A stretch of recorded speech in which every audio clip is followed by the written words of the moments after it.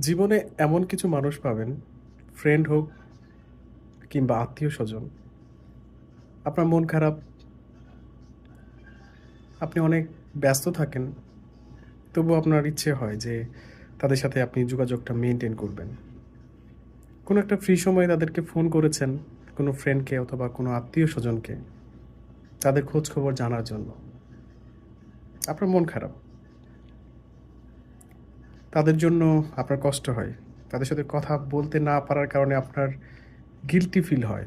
কিন্তু আপনি অনেক ব্যস্ত মানুষ। তারপর আপনি ফোন করেছেন।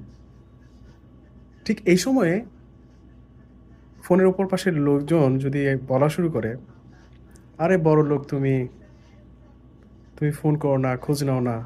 অথচ তারা কিন্তু কখনোই আপনাকে ফোন করে খোঁজ খবর নেয় না। কোনোদিন আপনাকে ফোন করে না। ইভেন আপনি যদি ফোন না করতেন, হয়তো কথাও হতো না।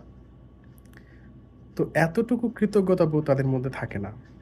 বরং যে মানুষটা গিল্ট ফিল করত যে, "আমি সময় বের করতে পারছি না, তাদের সাথে কথা বলতে পারছি না।" সেই মানুষটা এই সময়টা বের করে ফোন করার পরেও যখন ভালো ফিডব্যাক পায় না, বরং মনটা আরো খারাপ হয়ে যায় তাদের কথা শুনে। যে তারা কোনোদিন তো খোঁজখবর নেয়ই না, বরং আমিই খোঁজ নিতে গেলাম, উল্টা আমাকেই বলছে, "আরে বড়লোক খোঁজখবর নাও না।" এই সেই। আচ্ছা, খোঁজখবর যদি নাই নেই, তুমি নিজেও তো পারো একটা ফোন করতে। কিন্তু সেটা তো কখনো করো না। আর যখন আমি তোমাকে কল করলাম, ঠিক সেই মুহূর্তেই তুমি দুনিয়ার কথা শোনানো শুরু করে দিলা। লাইফটা হচ্ছে এরকম। আপনি যত ভালো হতে যাবেন, মানুষজন আপনাকে তত বাঁশ দেওয়ার চেষ্টা করবে। আবেগ থাকা ভালো, তবে বেশি আবেগ থাকা ভালো না। মানুষকে এ ধরনের সুযোগ তৈরি করে দেওয়া ঠিক না।